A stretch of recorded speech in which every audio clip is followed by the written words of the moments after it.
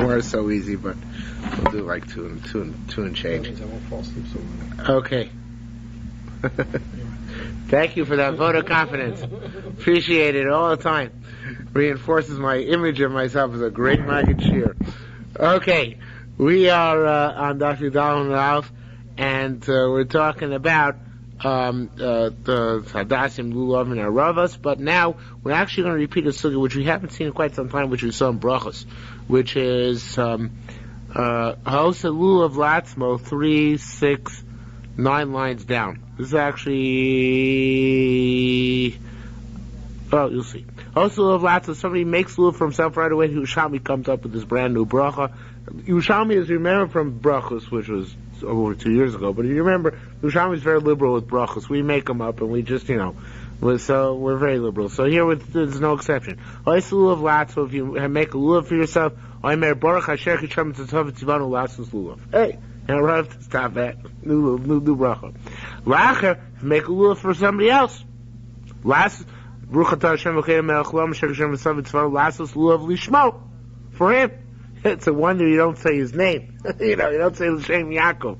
It sounds like you don't say L'Shem Yaakov. It just says Lishmo. But in any event, you say I'm making for somebody else. Now this is of course before Yontif. Shunotlo Ma'o Omer. When you take it, when you say Baruch Asher Kishem Tzivanu Tzivanu Al Natilas Lulav, which is actually bracha we make. Nispal about now after you daven with it, not before. After you daven with it, which is interesting, and in fact there's an alternate girsa down here in Amud Yerushalayim. He says that the actual girsa is Asher Hechiyonu instead of She Hechiyonu, and that makes more sense based on what Yerushalmi is saying, because She Hechiyonu, although it's not really grammatically true, but one could say She Hechiyonu. She is always future tense, right? So here, Shehechiyonu would be that he kept us alive to do this mitzvah. I know it's grammatically incorrect, technically speaking, but She in other cases means something I'm going to do. She'eseh, right? But Asher means that which I already did. So therefore, he's saying here, according to Amud Yerushalayim, that the bracha actually, according to the Yerushalmi, should be Asher Echiyonu Kimanu V'Yonu Zman Hazeh. In any event, whether that's the girsa has changed or not, but this is actually when you're after you daven with it, after you mekayim the mitzvah. So the Shechiyon was really a birchas hashvach, and having done the mitzvah, having had the schus to do the mitzvah, which is an interesting thing. And if you pick it up constantly during the day, another chiddush in Yerushalmi, every time you pick it up, you can make a new bracha. That's not what the Korban says, though. What does he say? It says, Kol Shoshinot or Kol Yom. Kol Yom, he says? Yeah. That's interesting, because I looked and I didn't see the Korban. I don't look at every Korban, but the Torah Shonim brings down here in the back. I think that's where I saw it, that it's taka throughout the course of the day. What is this? You tell them now. He says, Bamiri, he brings up from the Miri and Sukkah. Avon Latilas HaMinog, Shadam Notlo Kol Hayom, in other words, Kmoshis Kanu, B'Minog, Minhagan Shalan Yerushalayim, An Yerushalayim had a minute to take the lulav all day. After Yom Rishon Ein Tzarech Levorech, even the first day, don't make a bracha only once a day. Afal pisha kvar nicho, even though they already put it down b'chozer v'notlo. Afal pisha b'talmud ha'marav nira hefech divrayim. Even though in the Yerushalmi it seems the opposite. So the Meiri, who was a Rishon, learned that's where I got the way I learned it. Learned the Gemara that Yerushalmi holds. The truth is, by tefillin we do that. If you take off your tefillin and put them back on, you do make another bracha. By talis. You don't because you're wearing tzitzis, but by tefillin, so that carries the bracha over. But by tefillin, if you go to the bathroom, you come out, you make another bracha. So therefore, lulav could be the same thing. So it's not far-fetched. L'maisa, we don't, right? If we put down lulav, we don't make another bracha, like the Miri says, but that's Yerushalmi Shita. What about when we sit in the sukkah every time we eat something, we make another leishik sukkah? I mean, when you go out and then go back in. Right. So mitzvahs the same. You're right, it's inconsistent. I don't know why the inconsistency. It's a good question. Why by lulav we don't do the same thing? That's a good question. I have to think.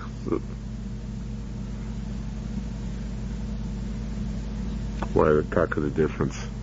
I mean, like the Yerushalmi, it's not a kasha. They're both the same. But like the Bavli, it seems you're right.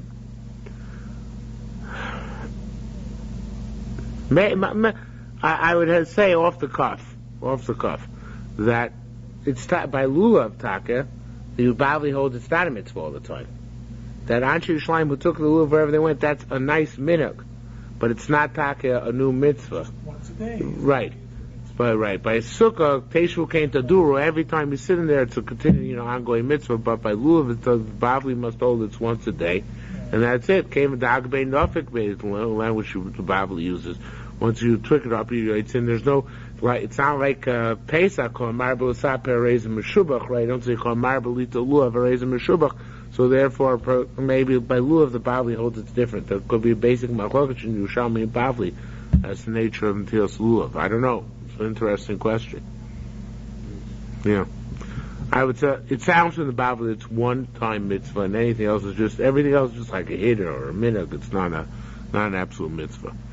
That's the riot probably is from Anshe Yerushalayim. There was Dafka Anshe Yerushalayim who would do this. Nobody else would do it. It was such a big thing, so everybody should take a lulav the whole day, right? It's a gewaltige thing.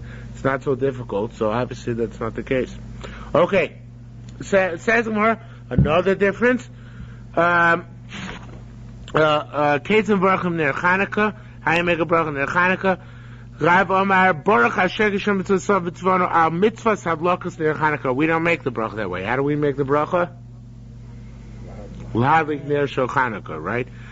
But they have Al Mitzvahs Hadlokas Ner Chanukah, and of course the Yerushalmi is much more consistent in these things because everything is Al. We make a hodgepodge. Some things we say le, some things we say how, but the Yerushalmi seems to be consistent. Hakom Moedim. Now everybody agrees, B'yontav Rishon, the first day Yontav Shulayim Al Netilas Lulav. Al. But Rabbi Shimon Levi Omer, I'm sorry, Mapligin, B'shar Yomin, the Machlok is the other days. Rabbi Yochanan Al Netilas Lulav, same thing. Rabbi Shimon Levi Omer Al Mitzvahs Kenim. Now that's interesting, we actually had this way back when, I think, in Brachos already, but Rabbi Shimon Levi holds all the Rabbanans, the bracha is not on the mitzvah, because there's no such thing as a mitzvah d'Rabbanan per se. It's a mitzvah to listen to the rabbis. So therefore, you listen to rabbis, make a bracha al mitzvahs kenim. Says Gemara, wait a minute, let's analyze this. Ma'amar Rab Lulav. What does Rab say by Lulav? Ma'im Chanukah shu midivreim. Rav says, Chanukah, which is the Rabban, Ro'im Al Mitzvahs Ner Chanukah. He says there, it says on Mitzvahs, Lulav Shul Dvar Torah. So Lulav, or at least the first day is the right, so not the rest of it. Of course, we'll tell you about the rest of it. But at least it has a Mekor in the Torah. Lo Kosh Case, not a Kavachomer. Rav is certainly going to pass in that you say Al Matias Lulav all 7 days. Ma'am Rabbi Shimon Levi B'Chanukah. But what Rabbi Shimon Levi says that the bracha by Lulav is Al Mitzvahs Kenim, the next 6 days after the first day. First day is the Raisa, so then you make Al Tilas Lulav. The other 6 days you make a bracha Al Mitzvahs Kenim. So what does it say about Chanukah? So it's interesting. Mayim Lulav Shi Dvar Torah of Lulav, which one day is Dvar Torah, Oim Al Mitzvahs Kenim, Chanukah Shi Midivreim Lo Koshkin, Chanukah Tzkav V'chormi, certainly make Al Mitzvahs Kenim. I find this fascinating. I mean, it's an amazing thing, that Taka, the bracha that you make on a Drabonon is Asher Kisham Mitzvah Tzvon Al Mitzvahs Kenim. But that's what I think we already saw this once before, and it makes sense. Yeah. It's one of the few times that Hanukkah is mentioned in the Yerushalmi. Yeah, right. Well, Hanukkah is the neglected holiday, but I mean, in Bavli you had it in Shabbos. Yeah, we didn't have it all there, did we? You're right. We didn't have it in Shabbos. I remember specifically. Good point. I guess we had it in Brachos and we have it here again. That's a good point. Okay. In the recesses of my mind, there's a Chassam Sof that says something to the effect. Don't ask me why. I've already. Why it's in the recesses of your mind? Why? No, that's another question. Why is it in the recesses of my mind? But there's a Chassam Sof that says something to the effect that where there is like a nace that occurs to the B'nai Yisrael as a rabbin, then the establishment of some kind of celebration for that is actually doraisa. And he kind of but that won't help for that would be true. And I remember that Chasam Sofer. I remember that it's a Chasam Sofer. I remember that svara, but that svara only applies to the holiday, not to lighting Hanukkah licht. Because Hanukkah licht would not be necessary to commemorate a nace is doraisa, but the setup and that means Hallel and Hodah. But the setup of this new mitzvah of lighting Hanukkah candles, that would not be. Okay, so lo tzurcha. So none of this is partial. Lo tzurcha do elo. The only question is the following: Ma Rabbi Yochanan b'Chanukah. Rabbi Yochanan, when he says al tila sula by Tzukkas, right? What is he going to hold by Chanukah? So says the Gemara, chivrei the Rav v'varech. Oh, it doesn't answer actually. Leaves it shver. We don't know. Good question, right? Chivrei the Rav v'varech al kol pam v'kapam.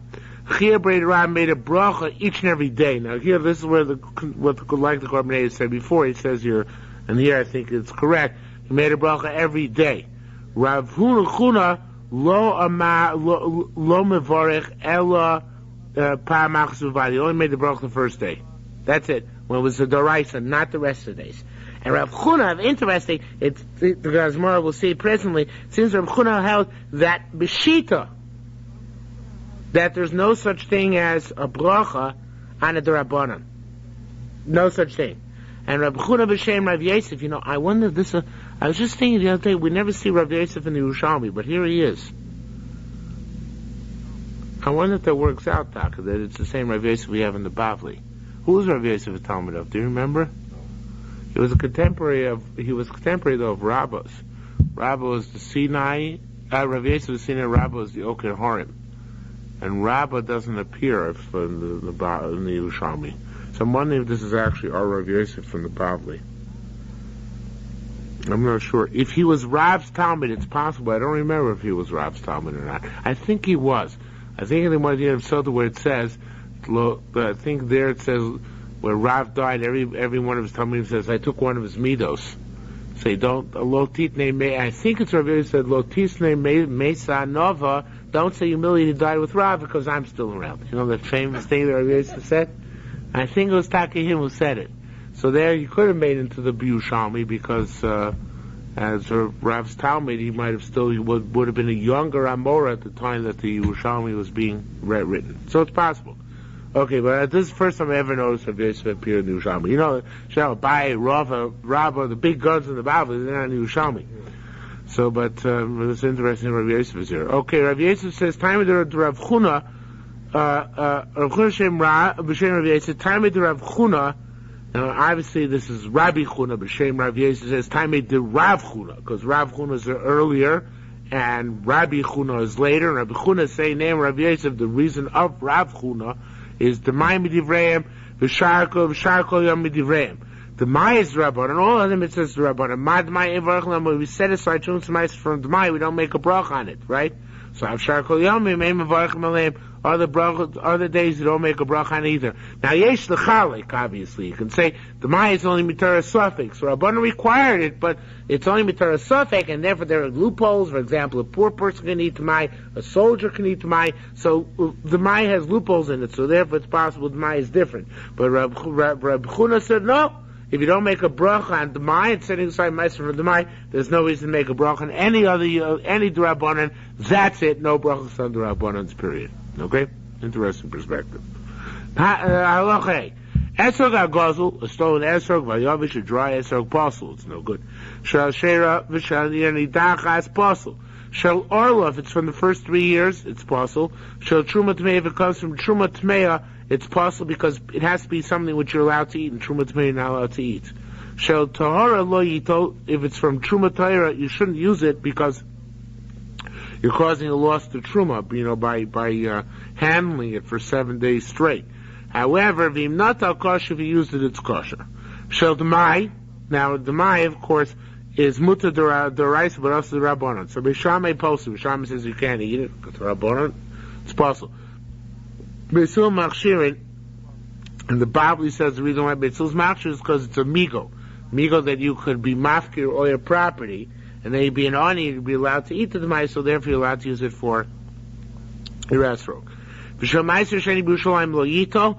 You have a meiser sheni esrog. It has to be in Yerushalayim, because outside Yerushalayim you're not allowed to eat it. But in Yerushalayim it's preferable not to take it, again because of the hefsei, the causing the loss to meiser sheni. If he did take a kosher, but it's okay. How do we know if an esrog is orla, since the harvest is over, it grows in... You have to know.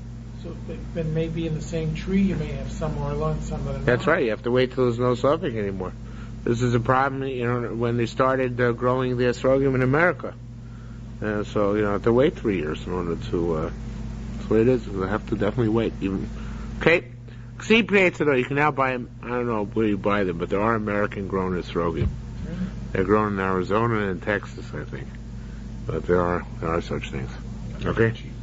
I don't think so. Why would they grow them and then sell them for cheaper? That's not the point of this market. Okay, Ksiv, it says, what do you think, they're going to sell them like lemons? Ksiv, Pri Sador. It says, Pri Sador. The truth is, HaKadosh Baruch Hu obviously meant, he gave us, gave us a portion of fruit, an esrog, which is a common fruit to take. Of course, he meant God, that Klal Yisrael should be able to get it at 69 cents a pound. But Jews are smart. They realize the Jews probably invented lemons to sell for cheaper so they could sell their esrogim for more expensive. All right. In any event, Ksibri Eitz Hadar, Eitz Shapirio Hadar. Now, the way the Yerushalmi learns this, I don't think you have such a limit in the Bavli. I mean, you don't. He says, it's got to be a beautiful tree. That's the first interpretation. Hadar, splendid, right? It's got to be a beautiful tree. But not just Pirio Hadar, but also Eitzo Hadar. It's got to be both. Has to be a beautiful fruit and beautiful tree. Okay? Eitzo says, Esrog. In Tamar Rimona, maybe you'll say it's a pomegranate. Pomegranate's a beautiful fruit, right? Pomegranate's aesthetic. Not Pirio Hadar, but then Eitzo Hadar. It's a dinky tree. You ever seen pomegranate tree? They're not so nice. The truth is, I've never seen esrog trees. I don't know, but it's not such a nice tree. Charuva. What about a carob? It's a big tree. It's a very splendid tree. I've talked to seen them. They're very nice. Yeah, Eitzo Hadar, but Imperial Hadar. The fruit is ugly. Okay, Boxer doesn't look. Ain't no great shakes, right? So as. Well, we were diet conscious. Carob is very. Yeah, it's still not aesthetic. So it doesn't substitute. Believe me, it doesn't substitute. So therefore, Esrog, it's gotta be Esrog. Hadar, now another interpretation of Hadar is, Amrei Levi Shudai, this is it in the Bavli. Hadar means Shudai Bilono Bishtan Chaver, that remains in the tree from year to year. Right? And then, in other words, like you were saying before, it's not all harvested at once, and that's the Simon Esrog. Amravitan Chuma Tirgim Akilas. It's not sure to me, I'm not 100% sure whether Akilas is Unklus or not. I think it is. But in any event, it's one of the Targumim on the Torah, and I think it's Unklus. So he translates Hadar, it should be an easy way to check. He translates Hadar as Hidur, and Hidur means, there's a Greek word, hydro. And what does the Greek word hydro mean? Water, and Esrog grows on water. Let's see. Yeah. It needs a lot of water to grow. It doesn't grow in water, It needs no water to grow. It's not going to grow in Arizona. They irrigate it.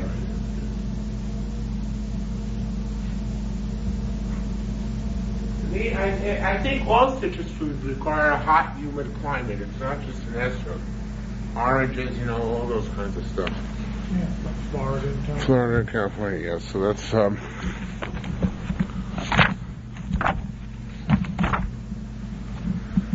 it's not Unklus. Here he just says, "V'tismu l'chol b'yom ha'kamah perei elona esrogin." Let's say anything about Hadar. Okay. Ilot shugad al pnei hamayim. Right? That's an esrog. Tarshim el it says, "Ulkach lachem pri eitz hadar." And now this is Eitz Shapiro Hadar ve'eitzo Hadar. Not like we said before that it's a beautiful tree, but rather Tam Pirio Katam Eitzo. The tree the fruit has taste like the tree, Tam Eitzo Katam Pirio, and the tree like the fruit. And It says that by Brias Oilam, all the other trees sinned, and they produce fruit which didn't taste like the tree, except for the esrog tree. That the esrog tree, the fruit and the tree taste the same thing. Okay. Says the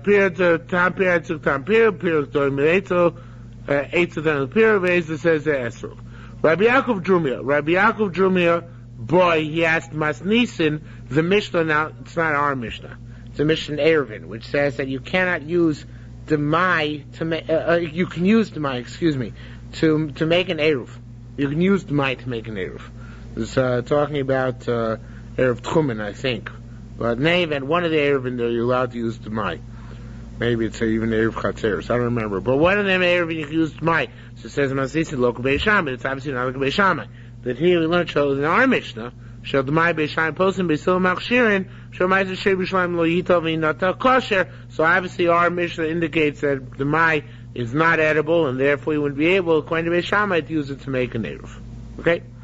Also chazazis arubo. Now if the esrog got a growth, it's just like a rash. Chazazis is a discoloration, a raised discoloration. Aruba on the majority of the esrog. Nila pintamto, if the pitam was taken off. Nikev, it was punctured. Niklav, it was peeled. Nistak, if it was cracked. And chaser kosher, when it's missing something as a result, possible. Also, chazal, some Yutov minority got this rash. Nito oktso, if the stem was taken off. Nikev lo chaser kosher, if it got a puncture but it was not missing anything, it's kosher. Esrog akushi, a black esrog, it's possible. Ayor kikarton, a green esrog like a cress, in other words, very deep green. Right, Meir Machsher, Rabbi Yehuda Poser, Meir says kosher, Rabbi Yehuda says possible. So again, say about a deep green. We get a green esrog too, but they're a light green, not a deep green. And we're just going to discuss that. Okay? Yitzhak Banam Shem Shmulse, Tap of Tetzvav Amanale, Kolab Slim, and a person will be on the Rishon Bilvad. Everything which we enumerate here as possible is only the first day Yontif, which is factually possible, because the first day it's still right, so it has to be created, so it has to be Hodder. Second day it doesn't have to be Hodder anymore. Now, Taman Armina, over there in Bava they said, Verua Mitzad Echod. You only need a majority of the esrog to be possible if it's on one, to have a chazazis, to make it possible if it's on one side. However, if the chazazis is on several sides of the esrog, not just on one side, then it's possible even if it's a minority. And chotomo on the top of the esrog, where it starts slanting, so that's called the chotem, right? You draw an imaginary ring around the esrog where it starts slanting up, so above that it's called the chotem. Even if it's a minority of the chotem, kirubo, it's like the majority, and it's possible, and that's why we're very, very super machmir on top of the esrog that it should be clean. Because the top of the esrog is considered to be the most sensitive part of the esrog, and therefore we should, even small specks and spots, we passel an esrog for. That's what you pay your money for, to make sure you have a clean chotem. Okay? If the pitum is missing, Talmud, over there they said Shoshan To. Shoshan To means, a Shoshan is a flower. So, the pitum, as you know, expands on top, right? So, in Bavel they said, even if the bottom of the pitum is intact, if the Shoshan of the pitum, the top of the pitum is missing, so that's already puzzle. Rabbi Yitzhak Bar Chakula Mar Pika.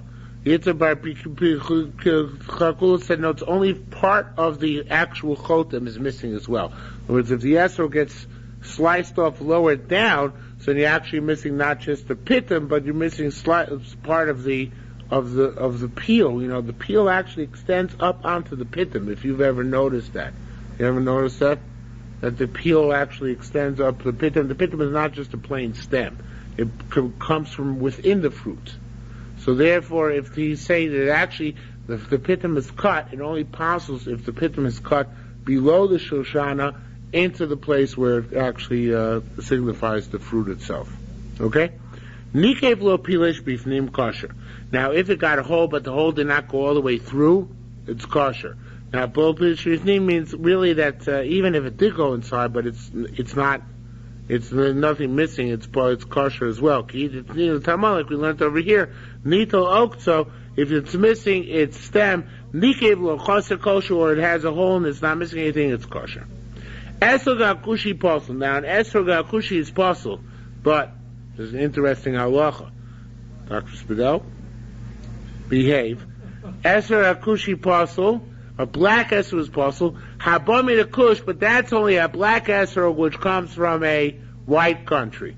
But if you have, or a yellow country in this case, but if you have a black esrog which comes from a black country, from Africa, then it's kosher. Because when it comes from, that's its derech, right? If it's it's like Chicago, right? If you have a black and a white neighborhood, so it's not normal. He gets beat up, right? But if you have an esrog which comes from a black neighborhood, then it's kosher, even though it's black. Okay? Only if Ethiopian Jews use it. Only Ethiopian Jews. Okay, fine. So the comment was okay. All right. Says now further. Hayor kikata. Well, the Mishnah said if it's green like cress, which is a deep green. Rabbi Zira boy kumi Rabbi Ami kehen kartinun. Does it mean literally as green as cress? Or the tamiloin kartinun? It's not as green, but it's similar in greenness to those. Armahun kehen kartinun. No, it has to be precisely deep green. Light green doesn't possible. Ezu Yurak. So the Gemara asks the kasha. Ezu Yurak rak should be rakrukim. It says, this is talking about by when you want to tell the various different levels of taras. It says, what's the green among greens? Rabbi Lezer Amer Kashava. Wax colored. Now, wax colored is really what? Yellowish, whitish. And in general, in Hebrew, Yarok, in classic Hebrew, not in modern Hebrew, Yarok also is and Sahov are somewhat interchangeable. A yellowish, which tends to green, is also called Yarok. Okay? That's true with Esther? You're a crocus, I saw? Yeah. What, that she was yellow? Maybe she was It's like jaundiced. Oriental skin. Could be. It could be. Yeah. Especially because of what the Gemara is going to say in a moment. It certainly would indicate that. They call her Hadassah because she was. I don't think that's because she was green. That's why they call her Hadassah? They should have called her Esroga. But what you said before, we'll see.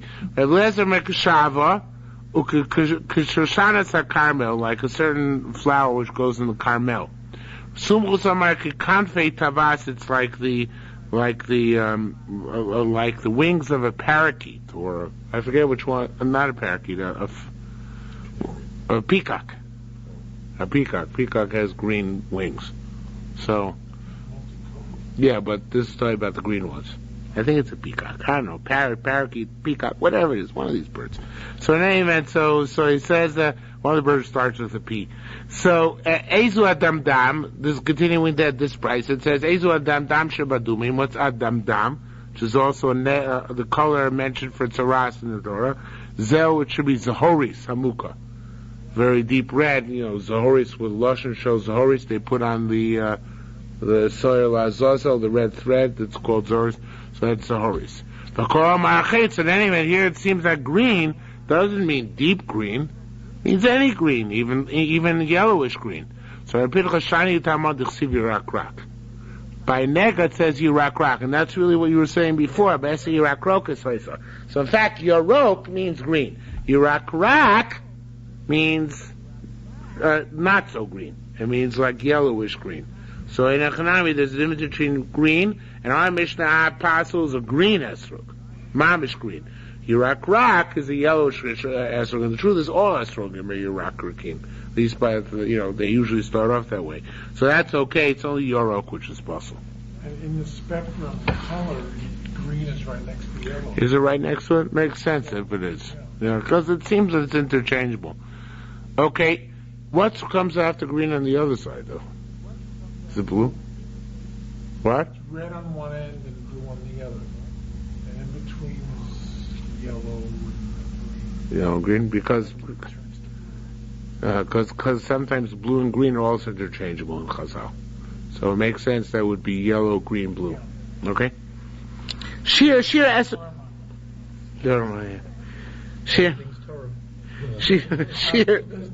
Does the Gemara doesn't talk about the pitamus? No, doesn't appear anywhere. But the truth is, it falls off. The pitum falls off in those. Yeah, the yanavers. So yeah. How did that ever come out to be a kosher esrog? Because it's not. It grew with a pitum, but it fell off before it was hard. Yes, it's not nittel. Nittel means it's there and you you took it off. So that's why it's not the same thing. I'm never afraid of people might think that it's okay to have. No, I would. I don't recall anywhere in the Bavli, and I don't see here the Yerushalmi that talks about it either. So whatever comes from later literature, not from earlier literature. Okay, shiur esrog caught in the minimum size of a shiur of Meir America goes, the size of a nut. A Vilna America bates the size of an egg. Va'gadol, a large one. Kadesh yochaz shneim bi'ado achas. You have to be able to hold two esrogim in one hand, which in order you can hold your lulav and esrog in one hand. Really, Tiv Rabbi Yehuda. I feel achar b'shnei yodav. It could even be large enough that you have to need both hands to carry it, and somehow you carry your lulav. I don't know exactly how, but even so large, it's still kosher. Esrog aboser, an esrog which is an unripe fruit. It's not yet ripe. Akiva Omer ain't no pay. Akiva says it's not a fruit. So it's not an aval esrog. Chacham said it is a fruit. Rabbi Elon, Rabbi Yasser, B'Shem Elazar said, Asi to Rabbi Shimon by Meiser said that an esrog, which is boser, is exempt from Meiser, because it's not yet grown. It's not yet a fruit. So Gemara would say, Asi Rabbi Shimon, Kshitas Rabbi Akiva Rabbo. Rabbi Shimon goes like Rabbi Akiva's Rebbe. Come on, Rabbi Akiva, my esrog boser, ain't no pre, and therefore it's not valid for sukkahs. Rabbi Shimon, my esrog boser, ain't no pre, it's not valid fruit, and therefore it's not chayiv in Meiser. Rabbi Yisrael said, who says? Is it a general principle? Anything which is good by lulav is good by meiser? Anything which is not good by lulav ain't a chayiv by meisers? Who says? Not necessarily linked. Hey, Sivun, let's ask a kasha on this, or they asked the kasha on this. What about an esrog which is spotted? Like a leopard. It's possible for sukkahs. Or grew in a mold. And it's possible for sukkahs, or it's round, like a ball. It's no good for sukkahs. For all these things are possible lulav, the chayiv and meisus, but the chayiv and meisus, so there's no comparison to be drawn. Mistaber Rabbi Shimon yoyed Rabbi Kiva lo yoyed Rabbi Shimon. So therefore, it makes sense that Rabbi Shimon concedes to Rabbi Kiva, and Rabbi Kiva does not concede to Rabbi Shimon.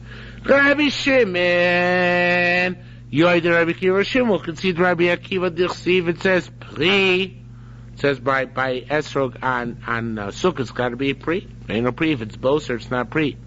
Rabbi Akiva lo yoyed Shimon. Rabbi Akiva will not agree to Rabbi Shimon. And we'll see an esrog of boser is chayiv in meisers, because we say, as we said momentarily, a moment ago, harei men numar, a spotted one, harei got a bit fus, if it grows in a mold, harei also kreadur, if it grows like a ball, harei a possible of a chayiv in meisers. So therefore we'll say that it's not necessarily true either, that a boser, an unripe esrog, is brought from meiser. On a tinan kergos. Getting to the next part of the Mishnah. It says we learned the Mishnah the size of a nut. East tani adikos. Some say not the size of a nut, but up to a nut. Mandamar kergos, you said like a nut. Kergos at small kosher. If it's precisely the size of a nut, it's kosher. Mandamar ad kergos, who says a nut has to be slightly bigger, up to the size of it goes, it's ad velod bichlal, up to and not including. Kegos out to, if it's exactly the size of an egos, then it's possible. Now, continuing to the next part of the Mishnah about how big an esrog can be, Rebbe Se'ilav, Aksiv were to have said, Vih kapos tmorim, with a vav, yos, then you would have had to have room in your hand to hold both the esrog and the lulav, and therefore the esrog would have to be small. Leis ksiv ela kapos tmorim, it says, anaf eitzavos, it says pri etzdor, anaf eitzavos, kapos tmorim ve'arve nacho. So it doesn't say vikapos tmorim. So therefore the lulav can be separate, right? Lulav and esrog can be separate. You don't have to eat together, right? So So I feel zebi yodo achas v'zebi yodo achas. So your hand doesn't have to be able to grasp the esrog and lulav simultaneously. So therefore you can have one each in one hand, and that's why the esrog does not have a maximum shear. In Omer Lov Akiva, they said so far that Rabbi Akiva, Shenichas basic Knesset, when he came to the shul of Esrog al Ktefov, he had a huge esrog and it was on his shoulder. Okay. Ain't no the lulav el b'mino. Rita says you can only bind the lulav with its own type, which means with lulav, with the kosher klach made out of lulav. And that's important because he holds that you must bind it, and you have to bind it with, therefore, its own type. But Meir feel b'mshich, you can even use a string. Alright, Meir said, Ma'isa b'anchi Yerushalayim. Shoedim esad the Ma'isa b'in Yerushalayim, shoedim sulavein, they would wrap the lulav, gimnoya shozav with gold bands. Amulos, Rabbeinu responded, no. B'mino hayogna so milam hata. They used to rub underneath those gold bands, they used to use bands made out of the material of lulav, out of lulav leaves. Where would they shake the lulav? B'hodu Hashem tchila v'sof. Hodu Hashem, beginning and the end. V'af ba'ana Hashem Moshiach k'divrei Hillel. Hillel said also by Ona Hashem Moshiach. Beishami omrim apon Hashem atzlichana. Also by Ona Hashem atzlichana. Rabbi Akiva said, so far you see Rabbi Gamliel, Rabbi Shua. I watched Rabbi Gamliel, Rabbi Shua, that at the same time, everybody else is shaking the lulav. They only did B'Ona Hashem Moshiach, not bilvat. That's it. Lulav, somebody who was coming on the way, and he had no lulav. So when he comes into his house, let him take his lulav in his house, by his table. If he didn't take it during the morning, he can take it in the afternoon. The entire day is kosher mitzvah lulav. Now, of course, once during the day that suffices, but the entire day is kosher for the purpose of lulav. Okay? Says the Gemara, lo. It sounds like that when Rabbi Akiva saw on Gamliel and Rabbi Yeshua shaking, they only shook at Ona Hashem Moshiach. They did not shake at Hodu Hashem Kitov Kilam Chasto. And the Korban says that can't be. It's no good. Because he says, interesting, right? He says, because it says, if you look, he says, it has to be the Shuk by Hodu Hashem, because it says, Oz Yuranu Kolat Seyor, and then it says afterwards, Hodu Hashem Kitov Kilam Chasto. So therefore, it must be, when Yuranu Kolat Seyor was there referring to Lulav. So it has to be that you shake by Hodu Hashem. So how could it be they didn't shake by Hodu Hashem? So says the more they did. Loti apon Hashem atzlichona. It meant they shook at Hodu and they shook at Ona Hashem Moshiach and not at Ona Hashem atzlichona. Rabbi Chia bar Ashi b'Shem Rav said, Zeshu mashim, interesting. This is mamish haloch l'maisa for the 6 o'clock meeting in Bnei Ruven. Rabbi Chia bar Ashi b'Shem Rav said, Zeshu mashkim la'derech. Let's say there's some is going out on the road. Noita lulav u'mnanea. He can take lulav and shake it from when? Amud Shachar. From dawn. Shofar take the shofar and blow it from when? From Amud Shachar. L'chshatagia onatz Kriya Shema, and then afterwards, when the time Kriya Shema comes, then because Kriya Shema only comes Mishiyakrim and Chelis Ulavon, right? When you can tell the difference between blue and white. So when that time comes, then I raise a Kriya Shema Mispala. So it's interesting to actually be Yotzei Lulav and Shofar prior to Krishma. Yeah. Okay? So says Gemara, so actually I guess it means hollow too, not just so if you really want to save time, you could say Kriyas Torah also, right. Everything except Shema and Shema. As a result, Shemona Esrei. Shemona Esrei also too, but Shemona Esrei you have to say, but first of all comes the Shema, right? Tani, tzorich l'naneh sholosh pamim. You gotta shake 3 times in each direction. How many times do we do? 3 in each direction. Well, 3 in each direction, but 6 directions. Right. But no, that we're only concerned in each direction. But Rabbi Zir asks a cute question. He says, Zir by hachin chad v'hachin chad, or is this one and this one, or hachin v'hachin chad, or is this one and this one one? In other words, right, you went like this. How many times do you do it? 2. That was his question. Is it 1 or 2? I go like this, is that and back, is it 1 or 2? So we actually do it 6 times in each direction. That's Rabbi Zera Shel. Is that 6 times or is that 3 times? Okay. Talmud, we learn. If I recall correctly, the Bavli doesn't say that you have to shake 3 times each direction. It just says you go in every direction. Here in the Yerushalmi, it doesn't say you have to go in every direction, but it says 3 times. In the Bavli, it says you have to go 3 times each direction. In fact, it's possible that the Yerushalmi holds you don't have to go in each direction. I just follow the Carbonator's lead on that. But maybe the Yerushalmi just holds 3 times altogether. Like a woman goes to the mikveh 3 times, so you have to shake 3 times. All things Chazal Mermasakin were in 3s. Maybe Taka doesn't mean all directions. It's not clear. Okay, Talmud, similarly, we learned over there by the case of a woman has a garment upon which there's a red stain, and she doesn't know if it's a nida stain or if it's a paint stain. So the Gemara brings down in nida that she scrubs it with 7 detergents, and if it comes out it's blood. I forget if it comes out what it is. I think it comes out it's blood, but if it doesn't come out it's paint. Either that or vice versa. Okay? For sure it's one of the two. So it says, so each one of the detergents used you have to rub 3 times. Ben called over v'davar for each and every one. So you know what Rabbi Zera asked there too. Rabbi Zera chad. Is this 1 stroke? Or is this 2 strokes? Or chad, or is that 1 stroke? Because back and forth it's 1 stroke. Okay? Somebody who was his slave or a woman or a child was reading to them the Hallel. He's got to respond. He can't rely on them. Because Shomer Kohen is only if you hear it from a adult, somebody's chayav, a bar chiyuva. Huteil meir, may he be cursed that he's so ignorant. However,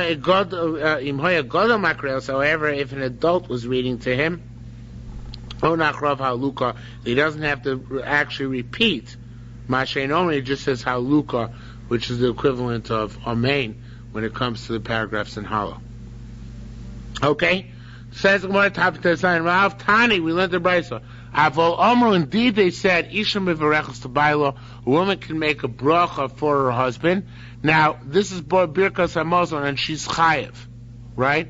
So therefore, so she make a bench for her husband, ve'evel rabbo, and evet for his master. If there was lulav, it'd be a tremendous riot that women can make a bracha mitzvah seisha as man grama, and the Sfardim hold they can't. So obviously that can't be the interpretation. So Avam Reishim Verevus Bailo V'Evel Rabba Katan Lavi, and a child for his father.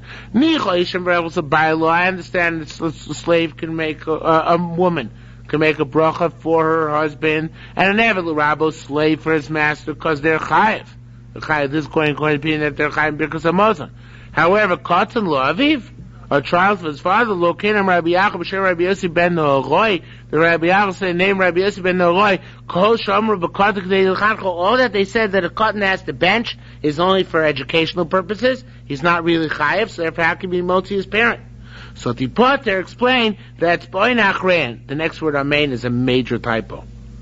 Because onachrein amen would mean Hitaka doesn't have to make a bracha, just answer amen. And amen does not do anything. Amen is just a way of confirming that you agree with the bracha, but it doesn't make you be yodzi anything. So rather, Pnei Moshe takes down, it says, Tipatim onachrein. You were taka repeat what they said. Okay? And this, the fact that Pnei Moshe's tikkun is correct is obviously borne out by the rest of this Gemara. Like we learned over here. Somebody who's having it recite them by an Eved or Isha or Katan, only repeat what they said, and let him be cursed, and they furthermore said, may a curse come, Ben Esrim, to a person who's 20 years old, Leben Esrim needs a 10-year-old to be moti him. Okay? So obviously you see clearly that they have to repeat what they're hearing. Okay, halacha yud. Makam shnagul lichpo yichpo. What time do you have? 10. Okay, just 2 more minutes. Makam shnagul lichpo yichpo. A place where you double in halal, you double. Right? Od Hashem Kinisani, those things we double. Leave shot for a place where we say it's single, plus pasuk, which is most of how leave shot. Levarach achra, places where the minhag is to make a bracha after how Yivarish should make a bracha. How kol minhag hamedina, everybody has different minhag. How kech lulav b'chaver b'shvius, if I buy from you a lulav during Shemitah, no so as baraton, I get their served as a gift.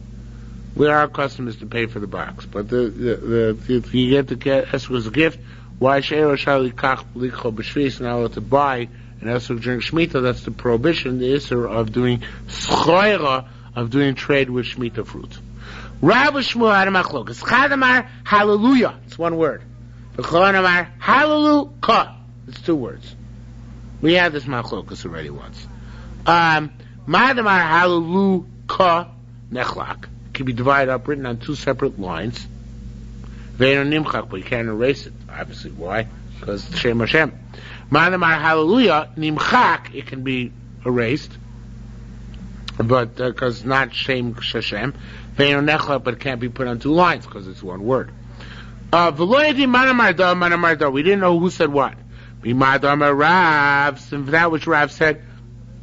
Yerushalmi Sukkah, heard from my uncle, who's his uncle. Who's Rav's uncle? Rabbi Chia. Don't remember that?